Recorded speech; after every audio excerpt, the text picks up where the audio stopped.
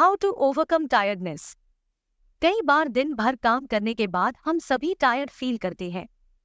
हम चाहे घर पर हों या ऑफिस में, हमारे दिन भर के टास्क के कारण हमें ऐसा लगने लगता है कि हमें थकान हो रही है। ये काम फिजिकल भी हो सकते हैं और मेंटल भी। लेकिन साइंटिस्ट बताते हैं कि थकान सिर्फ फिजिकल या मेंटल काम से नहीं होती, ये इमोशनल स्ट्रेस से भी हो सकती है। इमोशनल स्ट्रेस के लिए इमोशनल फैक्टर्स जिम्मेदार होते हैं। इमोशनल फैक्टर्स में बोरियत, चिंता करना और एप्रिशिएट ना किए जाने की फीलिंग शामिल है। इन फैक्टर्स के कारण हमें इमोशनल स्ट्रेस होता है और इस स्ट्रेस से शरीर में नर्वस टेंशन बनती है। हम अपनी मसल्स को टेंशन यानी तनाव देते हैं, इसलिए वो जल्दी थक जाते हैं और हमें थकान होती है, जिससे हमारी प्रोडक्टिविटी कम हो जाती है। ज्यादा स्ट्रेस से हम बीमार भी हो सकते हैं। टेंस मसल्स हमारी बॉडी की काम करने वाली मसल्स होती है। जब हम अपने काम पर फोकस करते हैं तो हम अपने काम करने वाली मसल्स को स्ट्रेस देते हैं। हम अपने कंधों और आईब्रोज को झुका लेते हैं, अपनी आंखों पर दबाव डालते हैं, चेहरे के मसल्स को टेंस कर लेते हैं या फिर गलत तरीके से बैठते हैं। ये सभी बुरी आदतें हमें नर्वस और मस्कुलर टेंशन देती है। इसी वजह से हम थकान महसूस करते हैं। हम अपना पैसा बर्बाद नहीं करना चाहते हैं क्योंकि ये हमारे लिए कीमती होता है, लेकिन हम अपनी एनर्जी बिना। डॉक्टर विलियम सैंडलर शिकागो शहर के फेमस साइकेट्रिस्ट थे। एक दिन शिकागो की एक बड़ी कंपनी के एग्जीक्यूटिव उनसे मिलने गए। उस एग्जीक्यूटिव को एंजाइटी की प्रॉब्लम थी और वो नर्वस ब्रेकडाउन होने के कगार पर थे। जब डॉक्टर सैंडलर उस पेशेंट की बात सुन रहे थे तभी उनका फोन बजता है। डॉक्टर सैंडलर ने उस कॉलर की बात को ध्यान से सुना और तुरंत उसकी प्रॉब्लम सोल्व कर दी। उस कॉल के थोड़ी देर बाद उनका फोन दोबारा बजा। जैसे ही डॉक्टर सैंडलर ने फोन उठाया उसी वक्त उनका कलीग उनके कैबिन में आया और एक पेशेंट के बारे में पूछने लगा। डॉक्टर सैंडलर ने अपने कलीग को अच्छे से हर बात का जवाब दिया। उसके बाद उन्होंने वापस फोन पर बात की और कॉलर की प्रॉब्लम को सोल्व किया। इन मुद्दों को सुलझाने के बाद डॉक्टर सैंडलर एग्जीक्यूटिव की तरफ मुड़े और उनसे इस देरी के लिए माफी मांगी। लेकिन एग्जीक्यूटिव के चेहरे पर कुछ और ही रिएक्शन था। वो खुश दिख रहा था। उसने बताया कि डॉक्टर को देखकर उसे ये समझ आ गया था कि काम करने की उसकी कौन सी आदत गलत थी। एग्जीक्यूटिव ने डॉक्टर से पूछा कि क्या वो उनका डेस्क देख सकता है।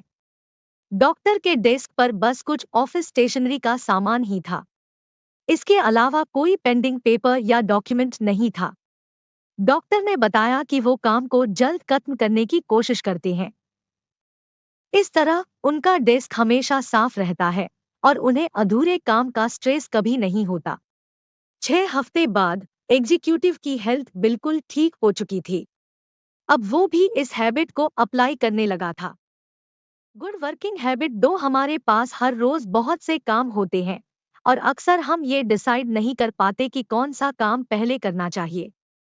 इसलिए दूसरी गुड वर्किंग हैबिट है टास्क को उसकी इम्पोर्टेंस के हिसाब से करना। मतलब आपको सेम डे सुबह या एक रात पहले ही आपके अगले दिन की प्लानिंग करनी चाहिए। इससे आप काम की इम्पोर्टेंस के हिसाब से उस पर काम कर पाएंगे और आपका काम इजी हो जाएगा। चार्ल्स लकमैन ने अपना करियर बहुत नीचे लेवल से स्टार्ट किया था। सिर्फ 12 साल में वो पेप्सोडेंट कंपनी के प्रेसिडेंट बन गए थे। चार्ल्स की एनुअल इनकम हजारों डॉलर में थी। इसके अलावा भी वो लाखों डॉलर कमा लेते थे। चार्ल्स की सक्सेस का राज था रोज सुबह 5 बजे उठना और अपने पूरा दिन की प्लानिंग करना। इसके कारण वो अपने प्रायोरिटी के टास्क पहले कर लेते थे और इस तरह वो अपने करियर में सक्सेसफुल होते चले गए। Good working habit 3। जब हमारे कैलेंडर में बहुत से काम शेड्यूल्ड होते हैं तो हम आमतौर पर सभी काम एक साथ करने की कोशिश करते हैं। एक काम को खत्म किए बिना हम दूसरे काम की तरफ बढ़ने लगते हैं। ऐसा करने से हमारा कोई भी काम टाइम पर फिनिश नहीं हो पाता है। इसके कारण हमारा कैलेंडर हमेशा भरा रहता है। इसलिए थर्ड गुड वर्किंग हैबिट ये है कि जब भी आपके सामने कोई प्रॉब्लम आए तो उसमें बिना लेट किए तुरंत डिसीजन लेना चाहिए। इससे आप उस प्रॉब्लम को प्रायोरिटी पर डील कर सकेंगे। HP हाउल यूएस स्टील नाम की कंपनी के बोर्ड ऑफ डायरेक्टर्स में से एक थे। दूसरे डायरेक्टर्स के साथ उनकी मीटिंग ज्यादातर लंबी होती थी। बहुत से मुद्दों पर बातचीत करने के साथ साथ कुछ फैसले भी लिए जाते थे। इसी वजह से मेंबर्स रिपोर्ट को ऑफिस में नहीं पढ़ पाते थे और उन्हें रिपोर्ट घर ले जाना पड़ता था। इस कारण हाउल ने अपने साथी मेंबर्स को इस प्रॉब्लम के बारे में बताया और उन्हें मनाया कि उन्हें एक टाइम पर एक ही काम करना चाहिए, उसके बारे में डिसीजन लेना चाहिए और फिर दूसरे प्रॉब्लम को देखना चाहिए। वो डिसीजन कुछ भी हो सकता था, जैसे उस प्रॉब्लम के लिए कोई एक्शन लेना या कुछ नहीं करना या उसके बारे में और इन्फॉर्मेशन कलेक्ट करना। ऐसा करने से उनकी मीटिंग ज्यादा प्रोडक्टिव होने लगी, उसमें ज्यादा फैसले लिए जाने लगे और अब मेंबर्स को कोई रिपोर्ट घर ले जाकर स्टडी नहीं करना पड़ता था। Good working habit 4। अगर आप एक टीम लीडर हैं, तो आपको समझना होगा कि आपके टीम मेंबर्स किसी काम को उतने अच्छे तरीके से नहीं कर सकते हैं जितने अच्छे से आप करते हैं। इसलिए आप अपनी जिम्मेदारियों को उन्हें नहीं सौंप सकते हैं। लेकिन इतने ज्यादा काम से आपको स्ट्रेस होने लगता है क्योंकि आप इतना वर्कलोड अकेले नहीं संभाल सकते हो। इसलिए फोर्थ गुड वर्किंग हैबिट है दूसरों को काम सौंपना और उन्हें ऑब्जर्व करना। बड़ी कंपनीज के हायर रैंक के एम्प्लॉयज अक्सर हार्ट प्रॉब्लम के पेशेंट होते हैं क्योंकि वे अपनी जिम्मेदारी को शेयर नहीं करना चाहते। इसलिए आपको अपने हेल्थ को बेहतर रखने के लिए अपनी टीम पर भरोसा करना सीखना होगा।